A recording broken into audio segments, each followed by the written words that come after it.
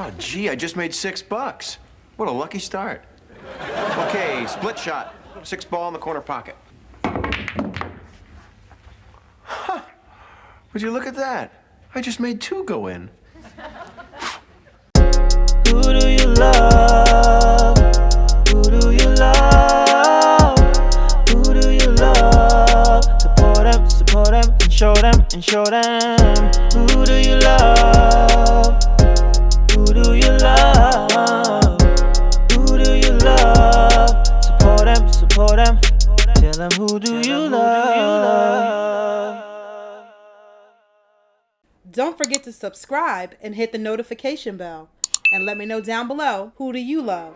Bob Saget was revered as one of America's most beloved sitcom dads, but his personal life was far more complicated than a funny sitcom. Bob was more than just a comedian, an actor, writer, producer, but a true, genuine soul. If you're a fan of Full House, it's pretty much impossible to not love Bob Saget. After 30 years of being in the entertainment industry, Bob has definitely left his mark. Here's a look into the story of his life and the events that shaped him into the man we eventually came to love. So let's get right into it. Born Robert Lane Saget, May 17, 1956, in Philadelphia, Pennsylvania.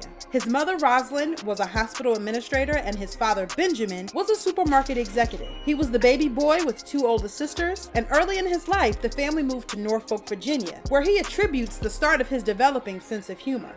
During his high school years, the family moved to Los Angeles and eventually back to Philadelphia prior to his senior year, with Saget graduating from Abington Senior High School. At 17, on a fluke, he entered an FM radio station contest, WMMR in Philly, and won. A lifelong friend gave Bob an opportunity that he just couldn't pass up. Stefan Starr allowed the young comedian some stage time, opening up for Frank Stallone and his band. After high school, Bob studied acting at Temple University, and while in college, he created his first work through Adam's Eyes, and he was honored with an award of merit in the Student Academy Awards. During those years, he would catch a train to the Improv and catch a rising star in New York City. In 1978, he graduated with a bachelor's degree. He attended the University of Southern California for a master's program, but only stayed for a few days and then dropped out. Right after, he almost died after an appendix burst. The health scare made him reevaluate his life and put things into perspective.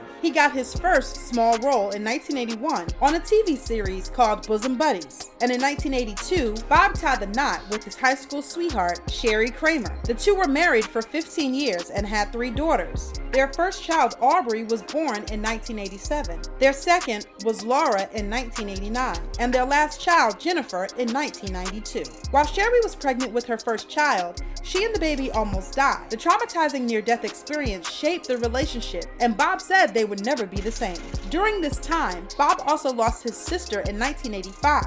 Andrea Saget died at the age of 35 after suffering a brain aneurysm. And in 1994, he lost his second sister, Gay Saget, to scleroderma. Bob worked closely with the Scleroderma Research Foundation and even became a board member. Together, they have raised over $35 million.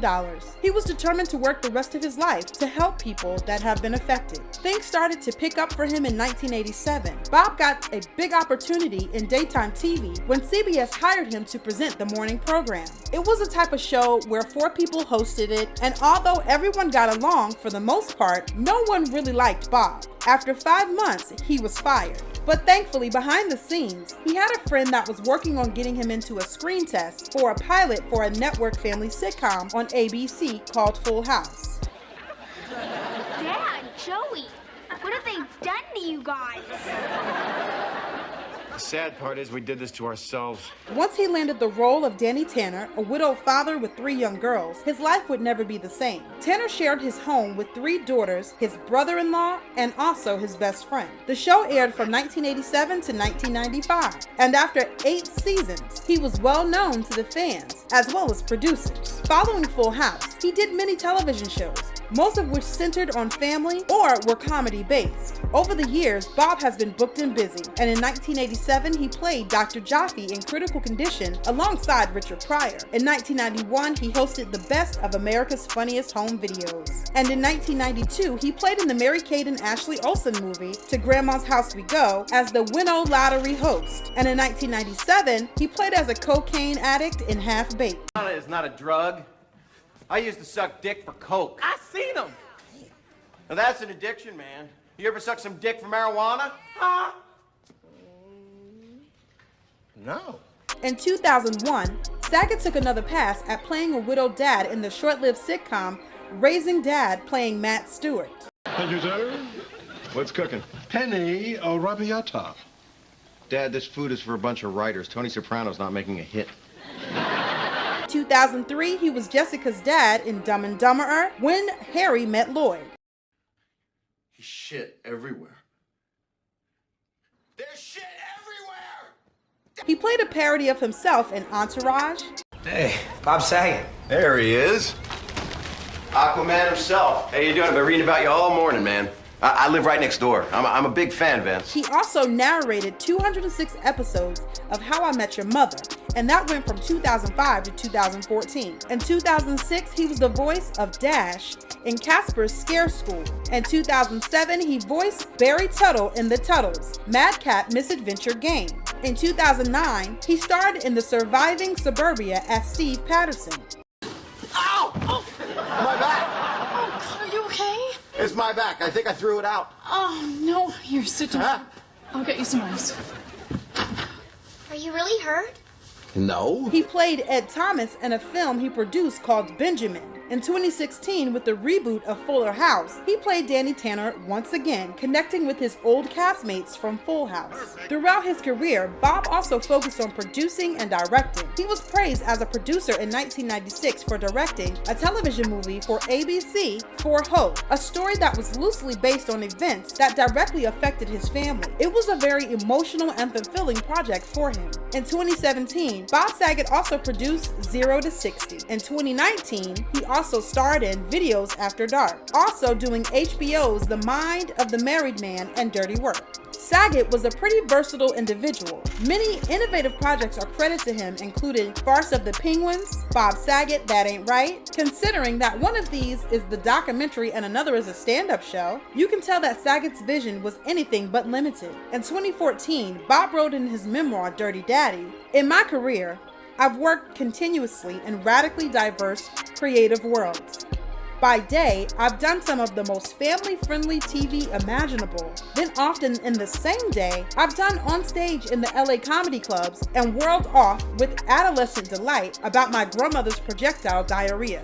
Saget's 2014 comedy album, That's What I'm Talking About, was nominated for a Grammy, and unlike many other famous actors who merely excel at their art, Bob Saget was quite a likable guy in real life. He had a complicated personal history and often struggled with mental health. In his 2014 autobiography, Dirty Daddy, Saget talked in detail about his obsession with death, primarily stemming from his childhood experiences. Young Bob had seen his family deal with so many losses, including 3 of his uncles who unexpectedly died from cardiac arrest. The deaths weren't taken lightly, and he ended up being so deeply affected by the loss of his childhood heroes that he even into adulthood carried it with him and would reminisce about the events. If that wasn't unfortunate enough, young Bob had another life-changing loss waiting for him, and a few years after the death of his uncles, Saget's favorite teacher, Elaine Zimmerman, faced a fatal car accident, leaving Bob to deal with one of the most transformative experiences of his life. Bob often recalled Zimmerman fondly, thinking about the time when she urged him to make movies and perform and write instead of going to med school because he wanted to become a doctor. You don't come across a teacher who recognizes your real talent and wholeheartedly supports you every day.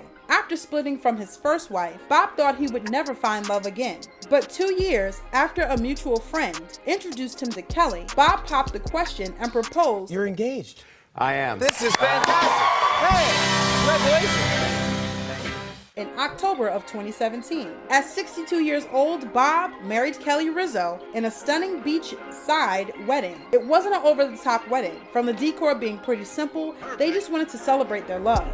Saget's Full House co-stars were among the guests: John, Dave, Lori, Candace, and Jody, with a ton of other celebrities in attendance. While on his I Don't Do Negative comedy tour on January 9th, 2022, Bob Saget was found dead in his Ritz-Carlton hotel in Orlando, Florida, around 4 p.m. by the staff. With no immediate activity or any signs of drugs in his room, the death was far from what we would call expected. In fact, he was only temporarily staying at the hotel after performing a stand-up show in Jacksonville.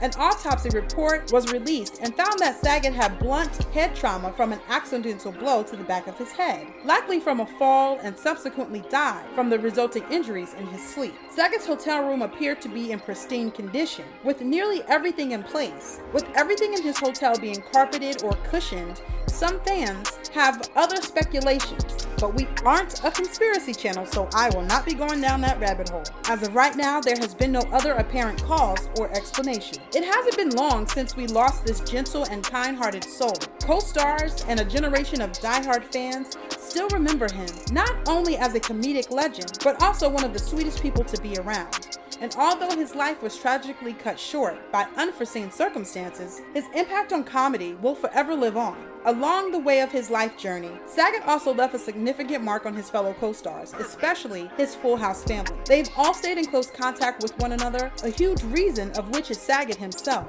Many of them have publicly mourned his death, claiming how special he was to them on a personal level. In the words of Bob Saget's on-screen daughter, Candace, he was one of the best human beings I've ever known in my life. Well, that's a wrap for the story of Bob Saget. And if you're interested in any other videos, just check out our page. And don't forget to let me know down below, who do you love?